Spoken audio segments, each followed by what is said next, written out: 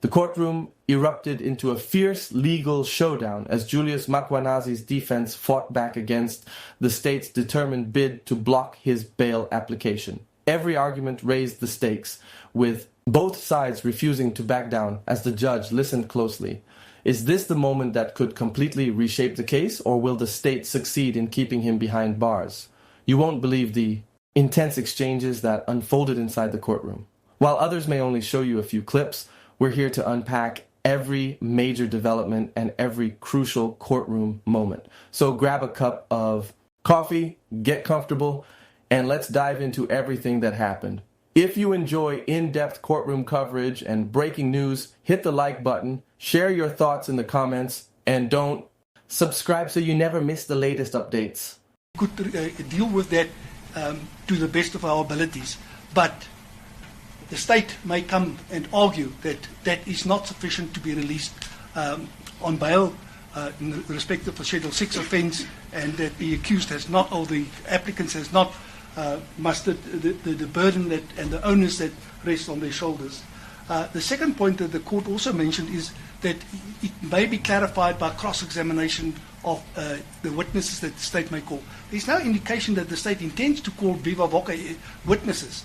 We cannot cross-examine an affidavit. So, and obviously the state has also got the right to file an affidavit in objection to the bail application, and then the accused is still sitting with the problem that they're not in a position to cross-examine or to question the evidence that has been adduced by the state. And that is the problem. But Mr. Van Heerden, if there's no sufficient evidence before the court may exercise its judicial discretion to call a witness who would be subjected to cross-examination either by the state or the defense. Your Worship, the key word in the remark of the court lies in the court may. It's not that it will happen. It may happen that the court may elect that the witness be called. The court may also decide that it is not necessary to call a witness, and then the applicants are in the same position that they've been conducted to, and my colleague Mr. Nel correctly referred to it as an application by ambush, because we don't know what we need to meet. The state says, show us your cards, we will decide upon that whether and how and on what basis we're going to oppose the application. We don't know, and it's my respectful submission, by following that approach, it's just delaying the matter, because what is going to happen if the state at some stage disclose their opposition, the applicants will have to reopen their cases and lead further evidence, and that is just going to be an extension and a delay in bringing the matter to finality. It's my respectful submission that the prudent way will be for the state to supply the information that was referred to by my colleague Mr. Nel as well as Advocate Wilkins, and that we can proceed once we've got that.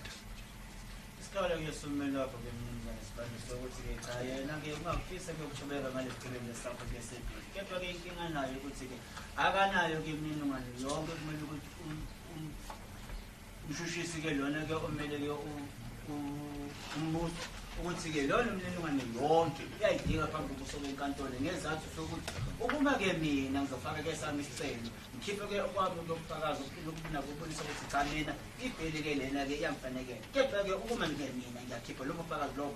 Nina-ke mase kumele ukuthi ngiyibuze imibuzo kanjani, ngoba kwamele ukuthi nami-ke ngizilungisele ngibone ukuthi obuphi ubufakazi nina obunabo obukhombisayo ukuthi-ke mina ngiyanqabela-ke ngebheli noma-ke nginqabele nebheli.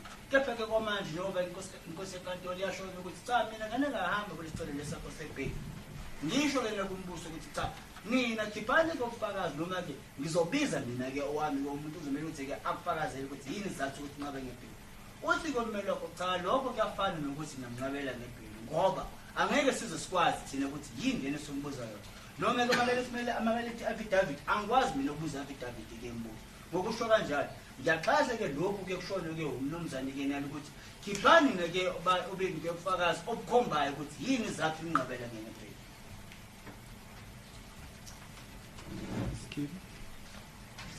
Thank you, Your Worship. Your Worship, safe to state that the or rather it is common cause that the state is opposing bail. I do concur that as we stand here right now, no reasons have been furnished as to the grounds for the opposition insofar as the state's position is concerned. However, Your Worship, in saying that, I do confirm that I am not ready to proceed with the bail application today in respect of accused number 3 and 4, Your Worship. As it is the court. Advocate Wilkins, I think you have already made some submissions. Yes, Your Worship. I indicate to you, I expressly want to reserve the right, if Your Worship is so inclined to indicate why I submit we are entitled to further particulars. But Your Worship, just in respect of the issue of the bail and why it's being opposed, if I may just provide Your Worship with some background to enable Your Worship to understand why it is of the utmost importance for us to understand why bail in respect of accused number 5 is being objected to and opposed. Your Worship, accused number 1 was arrested initially in Boksburg, or before Boksburg Boksburg Court, and bail in that application, Schedule 5, was opposed. After the opposed hearing, he was granted bail. Thereafter, the accused number 5 was again arrested and brought before court in Germiston on the Schedule 5 offence. There was no objection to him being granted bail. My learned colleague on behalf of the state was part of the prosecutorial team that took the decision not to oppose bail in that application. Accused number 5 was then again arrested and brought before the Joburg Magistrate Court. We appeared on the Schedule 6 offence. There, the team leading the prosecution, including my learned colleague, chose, despite the fact that it was a Schedule 6 offence, not to oppose bail. Bishop, now we are charged again. We are arrested again.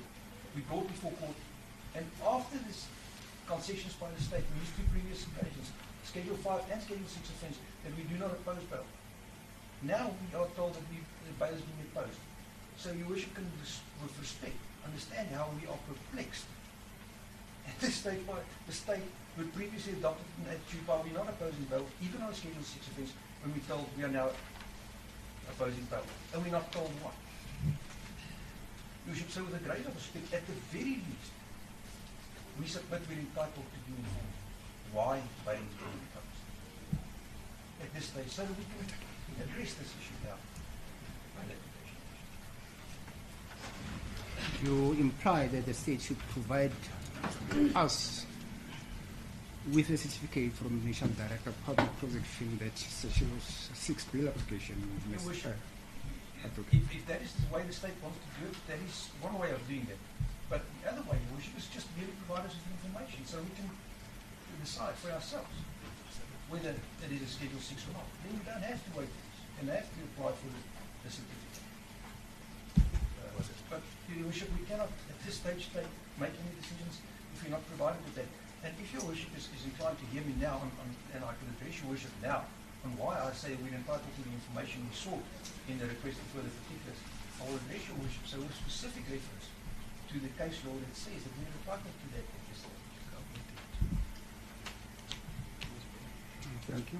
Should I proceed to Your Worship, justify that application? Your Worship, as I indicated, Your Worship, my institutional attorney had directed correspondence to the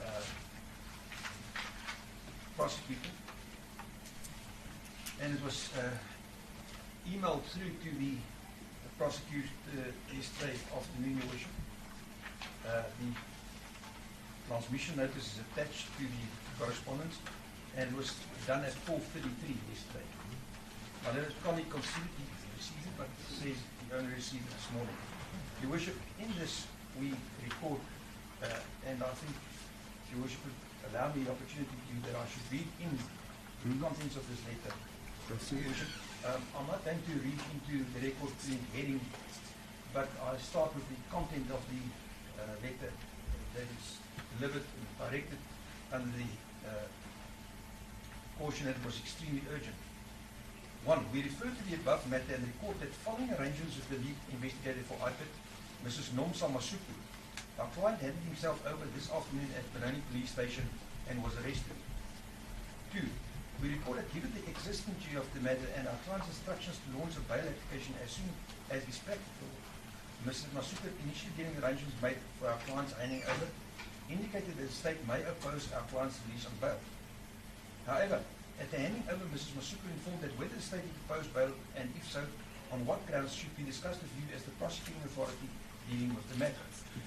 3. Our efforts to reach you on your mobile since leaving Benoni Police Station have been unsuccessful. 4. Kindly advise as a matter of urgency, given our client's appearance tomorrow in Brakpan Magistrates Court, whether the state intends opposing our client's application, and if so, the reasons therefore. 5. Having insisted upon our client's handing over with a warrant for our client's arrest authorized on the 3rd of August 2026, the police have declined to provide a copy of the affidavit supporting the application in terms of Section 43 of the Criminal Code in support of the warrant. Your attention is drawn to the decision of Kolwana versus Minister of Safety and others. Your Worship, the reference was read into the record by my colleague, but for purpose of record, 2016 decision of one of the all South African law reports, page 629, the decision of the Supreme Court of Appeal, as authority in support of our client's right to a copy of such affidavit. 6. We also included our client's formal request for further particulars. 7. Please provide the state's response as a matter of urgency so that we may timeously and in anticipation of the appearance tomorrow prepare our client's bail application. 8. Our client's rights remain strictly reserved. Kindly acknowledge receipt thereof. We support the Commission to hand up a copy of this letter together with the transmission record to your Worship.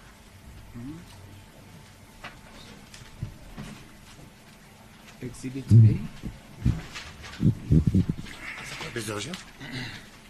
Worship, the request for further particulars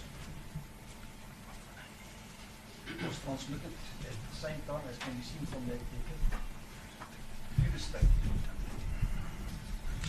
And it commences as follows, Your Worship. In order to provide the applicant with a reasonable opportunity to prepare for his application for bail, and in the light of the decisions in S versus Mal, S versus Lamini, and S versus Stock, the following particulars are required by the applicant. Your Worship, I do not write the references in it. It's part of the request. 1. A charge sheet, albeit provisional, setting out the allegations against the applicant with sufficient particularity as is required by Section 84 of the Criminal Procedure Act.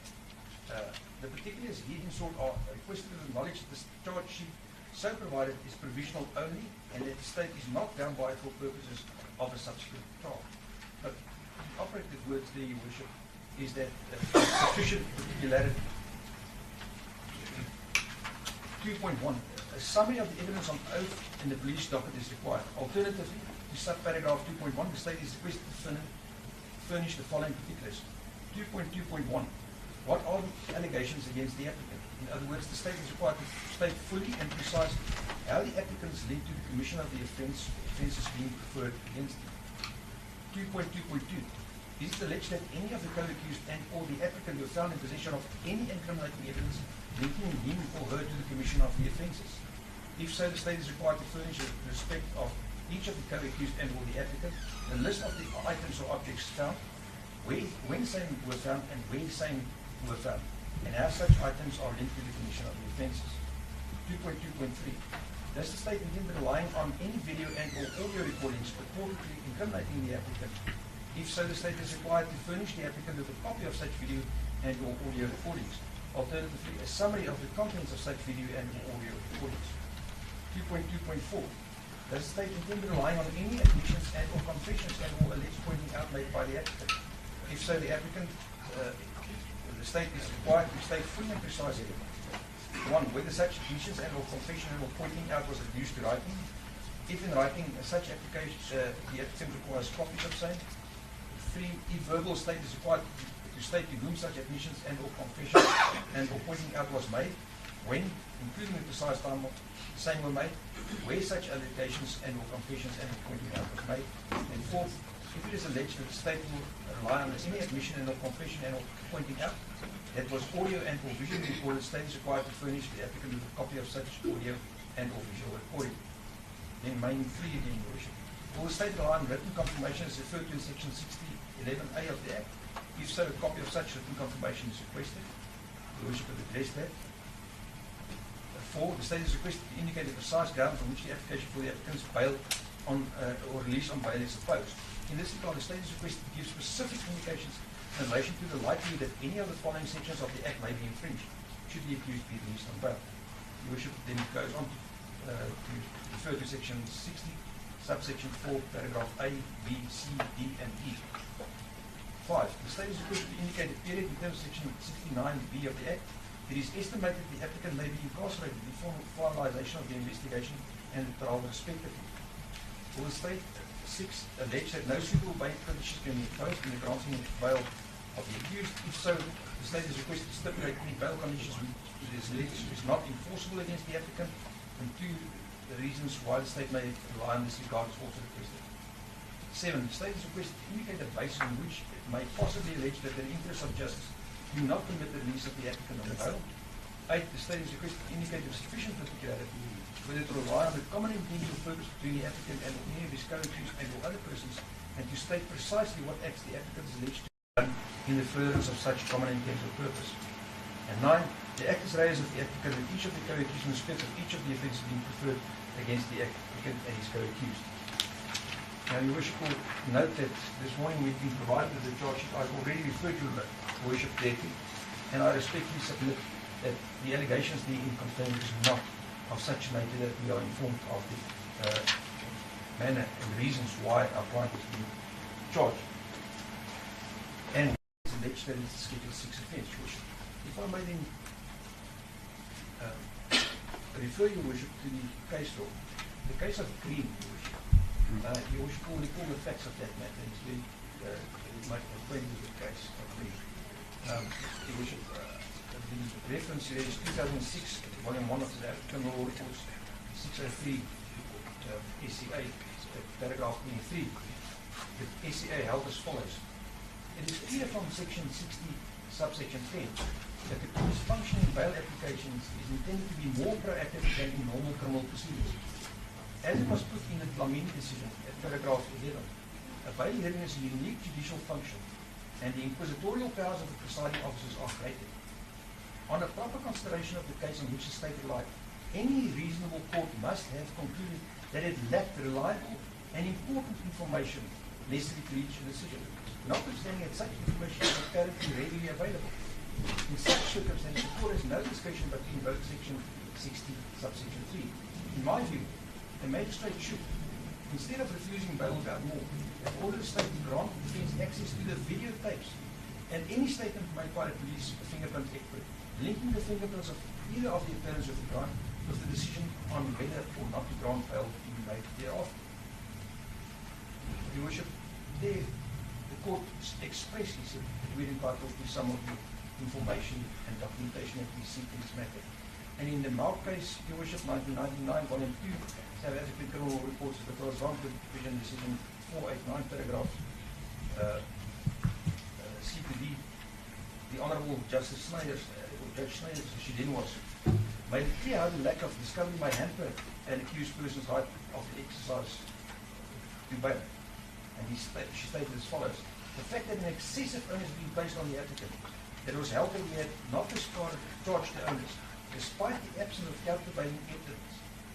And this I respectfully submit, Your Worship, despite the evidence of absence of countervailing evidence, deals with the issues raised by legal representatives of accused 1 and 2. Where Your Worship addressed then the fact that this might be at a later stage provided. In that case, Your Worship, there was no countervailing evidence. There's no indication here that countervailing evidence may be presented. But I mean, Your Worship, having interrupted myself, continue. Despite the absence of countervailing evidence and the fact that the applicant had not been given a reasonable opportunity to access the information in the document, in this case had the practical effect that for the applicant, bail became delusional. Your Worship, this judgment and the approach to be adopted was confirmed in the case of State v. Scott, 2003 decision, Your Worship, where the appellate division held as well that under these circumstances, further particulars should be provided. fortunate enough to have argued that matter, Your Worship. So- I respectfully submit under these circumstances, Your Worship, that we are entitled to further witness, to enable us to decide what the grounds are on which bail is proposed, to enable us to deal specifically with those grounds, Your Worship. And that is very important, Your Worship. The state's resources is scarce. Your Worship's time is scarce. The time that we are wasting here is scarce. We do not want to become embroiled in a long, protracted, drawn-out application where we file an affidavit, we shoot in the dark, while another colleague comes, he provides an answer, and we then have to address Your Worship again and ask for permission to supplement our affidavits. Your Worship, with the concomitant cost that comes into play for the accused, that prejudices them, the fact that that might inevitably lead to further postponements, and additional